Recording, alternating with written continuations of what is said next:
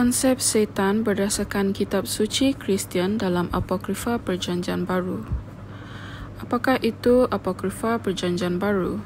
Apokrifa Perjanjian Baru merupakan sebuah tulisan yang menceritakan tentang kisah Yesus dan ajarannya, sifat Tuhan atau ajaran para rasul dan kehidupan mereka. Penciptaan tulisan Apokrifa ini telah dimulai dari zaman Rasuli.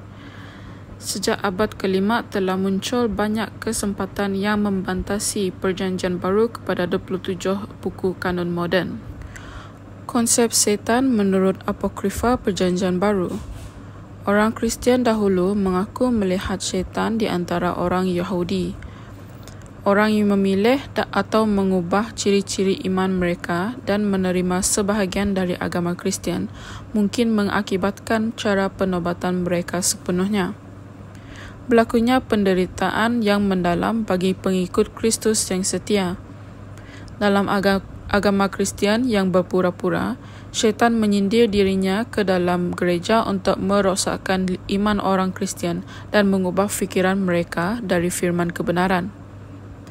Dalam pengetahuan dan doktrin yang lain, terdapat dua cara doktrin dan kuasa, iaitu yang terang dan lain kegelapan.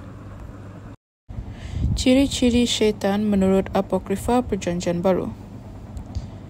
Syaitan mempunyai beberapa ciri yang berbeza mengikut buku-buku yang terdapat dalam Apokrifa Perjanjian Baru. Dalam buku Ecclesiasticus, seorang manusia yang tidak mempunyai Tuhan dalam kehidupan mereka adalah tanpa tujuan dan tidak bermakna.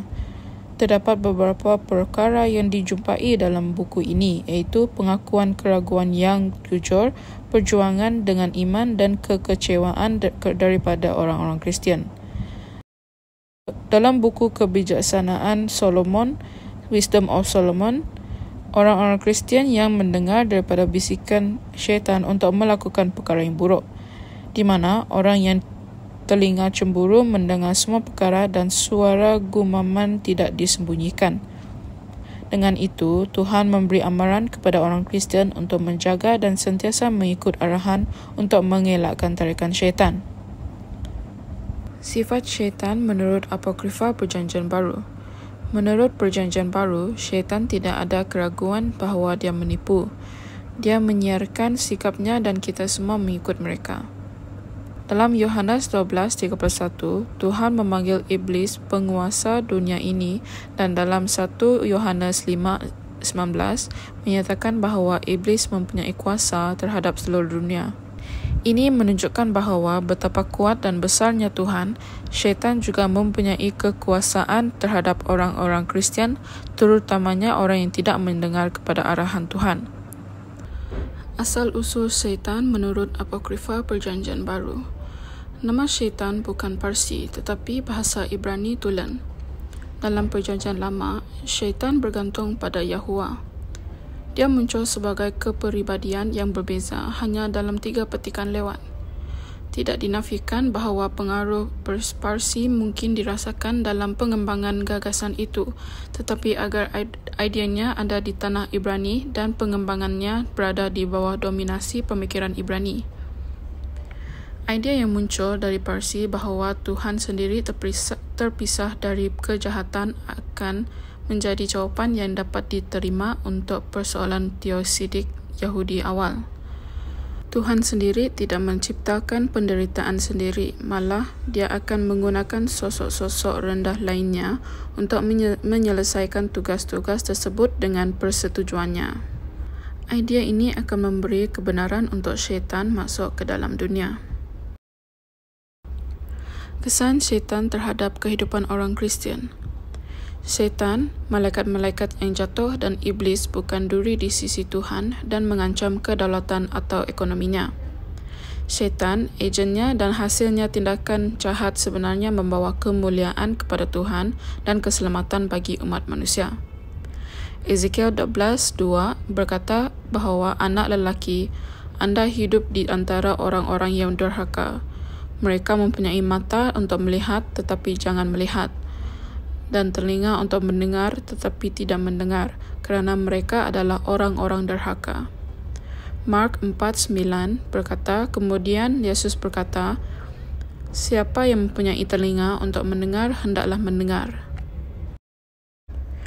Ayat-ayat dari Yesus mengungkapkan bahawa jika orang Kristian bersedia membuka mata mereka untuk melihat dan telinga untuk mendengar pesanan Tuhan, maka Dia akan memberkati mereka dengan peningkatan pengetahuan dan memahami dan menyedarkan mereka tentang peranan syaitan dalam rancangan keseluruhan Tuhan untuk manusia. Tuhan juga terus berkata bahawa jika telinga manusia tidak mahu mendengar pesanan Tuhan, maka mereka akan mengalami kehilangan sedikit pengetahuan yang mereka ada sekarang. Maklumat syaitan dalam Apokrifa Perjanjian Baru. Syaitan bekerja melalui agennya untuk mewujudkan objeknya, untuk menarikkan perhatian orang-orang yang dipanggil pada hari Minggu. Sebuah perayaan dijalankan untuk menghormati kebangkitan Kristus. Dalam usaha untuk menipu dan menggoda bangsa Kristian, syaitan telah berfikir untuk menggagalkan rancangan ilahi dalam penciptaan manusia.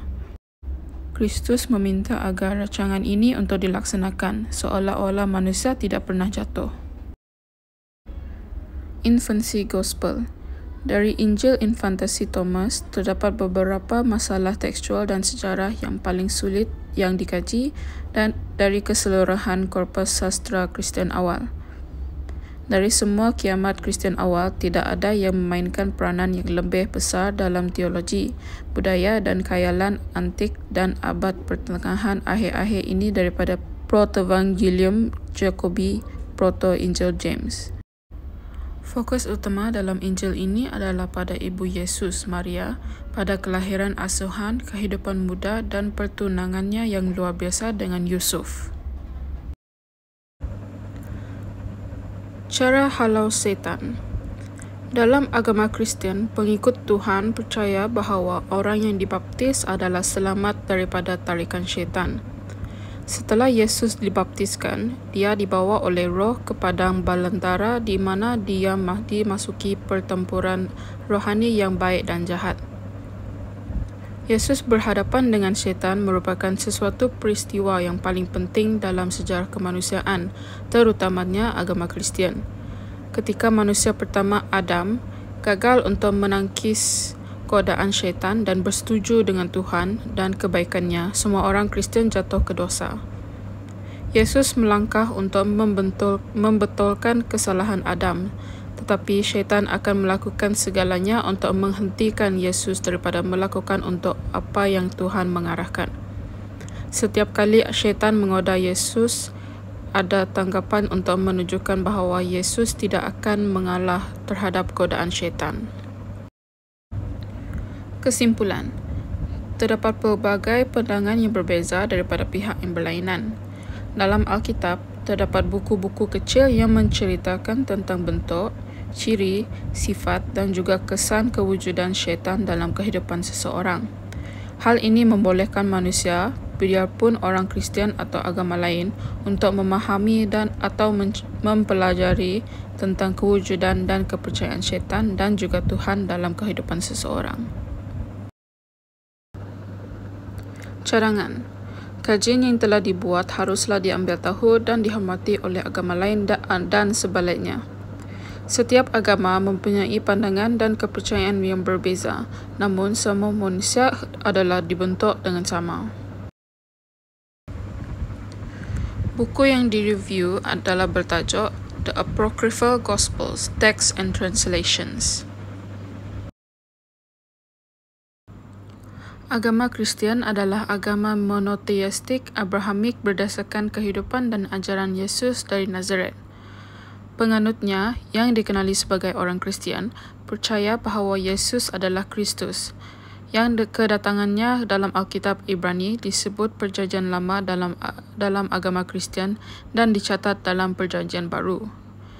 Kristologi adalah bahagian teologi yang berkaitan dengan sifat dan pekerjaan Yesus, termasuk hal-hal seperti penjelmaan, kebangkitan dan sifat-sifat manusia dan ilahi serta hubungan mereka. Ini merupakan sedikit pengenalan tentang penulis dan pemikirannya. Bart Denton Ehrman adalah seorang sarjana Perjanjian Baru Amerika yang memusatkan perhatian pada kritikan teks terhadap Perjanjian Baru, sejarah Yesus, asal-usul dan perkembangan agama Kristian awal. Beliau kini merupakan Profesor Pengajian Agama James A. Gray yang terkenal di University North Carolina, Chapel Hill. Beliau mempunyai keinginan untuk memahami kata-kata asli Alkitab dan telah membawanya ke pelajaran bahasa kuno, terutamanya bahasa Yunani Koine dan kritikan teks. Buku ini mengandungi beberapa Injil yang mengisahkan tentang kehidupan Yesus pada tahun-tahun awal. Yesus muncul sebagai yang hidup, yang terpilih, anak dari Bapa yang hidup, yang telah mengisihkan semua bentuk duniawi. Yesus adalah pengungkap yang memberi rahsia tentang asal-usulnya dan mereka kepada para murid. Dialah yang menerangkan rahsia ini kepada murid-murid. Bapa Syurga itu hebat. Isu yang menarik menurut pandangan pengkaji adalah di mana Tuhan menyampaikan firman-Nya melalui anaknya Yesus dan juga pengikutnya. Ketika Yusuf waspada terhadap Maria yang sedang hamil, dia ingin meninggalkannya. Kemudian pada malam kejadian, waktu dia tidur, seorang malaikat Tuhan menampakkan diri kepadanya dalam mimpi dan menyuruhnya untuk tidak takut pada anak yang dibawa oleh Maria. Ini kerana dia datang dari Roh Kudus. Setelah dia dilahirkan, Yusuf akan memanggilnya Yesus dan dia akan menyelamatkan umatnya. Kekuatan yang dapat dilihat dalam buku ini adalah penulis memasukkan juga bahasa-bahasa atau kitab suci yang asal dalam penulisannya berserta dengan terjemahan mereka. Ini dapat memberi gambaran kepada pembaca tentang ajaran Kristian terawal. Di bawah menunjukkan sebuah keratan dari Proto-Injil James. Sumbangan penulisan ini adalah untuk memberi kesedaran kepada masyarakat tentang Injil-Injil ini. Selain itu, juga dapat memberi maksud kepada Injil-Injil ini yang tidak dapat dibaca. Terjemahan ini menyenangkan para pembaca untuk lebih tahu tentang apokrifa Perjanjian Baru. Penulisan ini merupakan salah satu terjemahan yang dikeluarkan daripada penulis yang berbeza. Penulis menunjukkan kerja yang baik dalam penerjemahkan Injil-Injil yang hilang dari orang-orang Kristian awal. Dia menyertakan tulisan suci yang asli berserta makna dan terjemahannya. Namun, sebilangan daripada Injil dalam penulisan ini tidak sama dengan yang ditulis oleh pengarang yang lain. Sebagai contoh, Injil dari 4 wilayah surgawi, Injil kesempurnaan dan Injil kebenaran tidak terdapat dalam penulisan ini.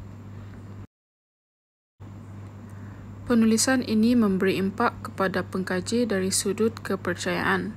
Hal ini kerana memberi pandangan yang lebih luas atau yang baru terhadap Alkitab kepada pembaca.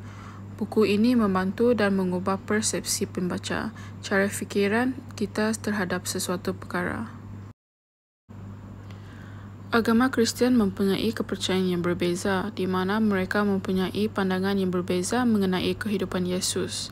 Walaupun Injil dalam penulisan ini hilang atau tidak diterima, mereka menunjukkan beberapa persamaan dengan Perjanjian Baru pada zaman sekarang. Pengkaji terdapat bahawa namun buku-buku ini tidak diterima oleh Kristian pada hari ini, semua golongan harus mengambil tahu tentang kisah yang telah pengkaji dapati, supaya orang lain dapat melihatnya dengan dalam gambaran yang lebih besar dan memperluaskan pandangan mereka tentang Injil ini.